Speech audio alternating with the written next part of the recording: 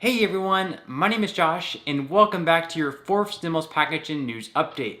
In today's video, we have a lot of news to get into, but first, if you would like to receive 2 free stocks from Webull valued up to $2,300, make sure to claim them by clicking my link, which you will find in the description box below.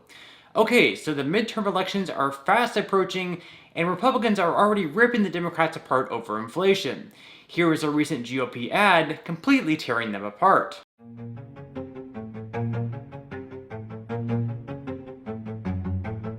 Our experts believe the price increases we've seen are expected to be temporary. There has been a reduction in some of the costs of key components of 4th of July barbecue. Looking at Washington debating these trillion-dollar spending plans, doesn't that just mean more inflation and higher prices across the board? It does. Wholesale inflation increased more than 8% between August 2020 and August 2021. 48% of small businesses, Becky, have raised prices in May. That's the highest, largest percentage in 40 years. Prices are just so high. Prices are going up high. What have you noticed a price increase? Like what good? Everything. Prices are going up. Building up employment. I mean, there's people that can't find employees anymore. Especially working customer service, it's very profound. Prices are creeping up, and it's easily noticeable. Only seen 6 months of historical highs. We're going to probably see another 16 months. Slower service, higher prices, and fewer options. Higher prices are hurting hardworking Americans. That's the message Republicans are trying to get across.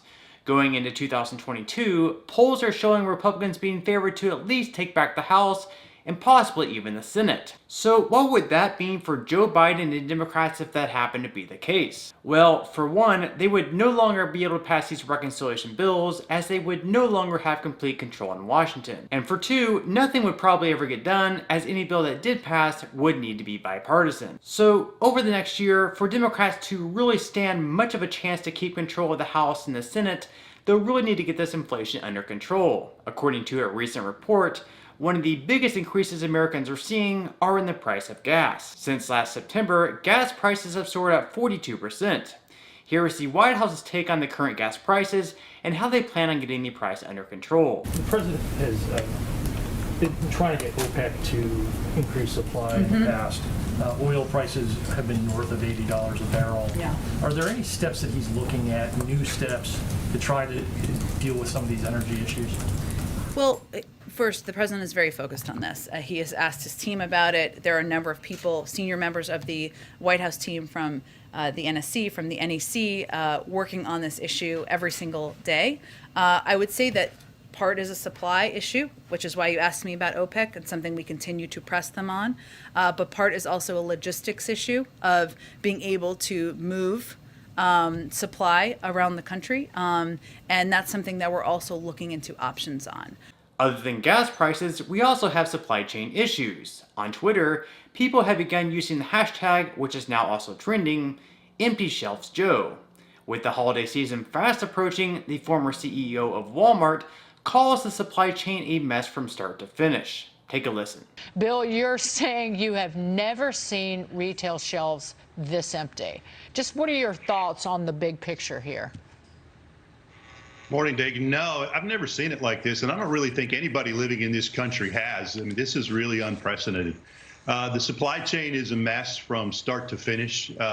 They're backed up in the ports in Asia. They're backed up on the water. They're backed up at the ports in the U.S. There's a shortage of truck drivers. There's a shortage of labor in our distribution system, and there's a shortage of people to put it on the shelf. Other than that, everything's going pretty well. What is all of those problems that you just listed, what is the one that is most easily fixed? I know that the administration has moved to operate the Port of Los Angeles 24 hours a day, 7 days a week. The big retailers like Walmart have been leasing or chartering their own ships to make sure supplies get here. But broadly speaking, which one of those links in the chain is the easiest fix? Well, the easiest would be to get more labor. I mean, it's a difficult thing in the environment that we're operating in, but I don't think this gets solved until we alleviate the labor shortage that's out there and get people driving trucks and unloading at the docks and stocking shelves. And that's really what has to happen. Short of that, there has to be an increase in supply, and hopefully the ports operating 24/7 will begin to alleviate some of that. But an increase in supply or a reduction in demand, and that's, I think, happening in and of itself with price increases. So, we have to reach some sort of equilibrium, and we haven't yet.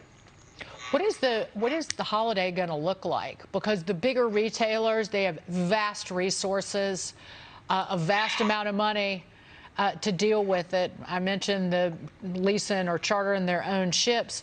But it's all of those small retailers nationwide who I worry about and think about every day in terms of the struggles that they have been facing during the pandemic, and now this, where they're running.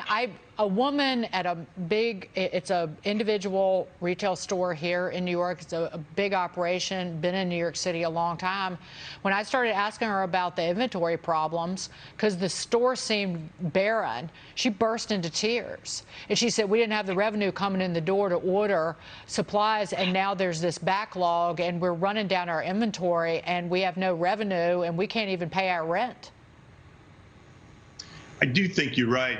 That's a great point, and a tragedy, because larger retailers will find a way to survive. Smaller retailers just can't get the product. Even the big retailers, operating the port 24/7 sounds good, and it sounds like you're taking action. But if it's not here yet, it's mid-October, Dig, and if it's not here yet, it's not getting to the shelves by Christmas time. And I think you'll Walmart and Costco and Target and the big retailers will find a way to get product through, some sort of product through. It's just the small ones. They're just going to be left with nothing. It's going to be difficult for them. Other than fixing our supply chain issue and getting inflation under control, both of which sort of go hand in hand, Democrats will also look to get their two major bills pushed through Congress. At the moment, we all know that Senators Joe Manchin, Kyrsten Sinema, and progressive Democrats are fighting over what should be in the reconciliation bill. Manchin is saying that some of what's on the Democrat wish list will need to be removed, whereas progressive Democrats say, rather than completely removing some of the measures, they should simply fund them for fewer years. Just recently, Joe Biden actually hinted at what may be one of the first measures to be removed from reconciliation: free community college. Watch. My plan gets us back on track. Provides 2 years of high-quality preschool for every child in America. It also makes investments in higher education by increasing Pell Grants. I don't know if I can get it done, but I also have proposed this free community college, like you've done here in the state of Connecticut, to help students from lower-income families attend community college and four-year schools. I don't know that I can get it done, but I also have proposed free community college. Biden then goes on to list the other initiatives that he has in reconciliation, but this is the only one that he really casts that much doubt on. Of course, with all these programs, Senator Joe Manchin is fighting to have means testing done, meaning that most likely, only lower income groups will receive the benefits. So again, House Speaker Nancy Pelosi does have an October 31st deadline to vote on the infrastructure bill, which means in order to get that one passed, they'll first need to reach an agreement on reconciliation. And whether it's possible to reach an agreement on the reconciliation bill in just 2 weeks, well, we'll just have to wait and see.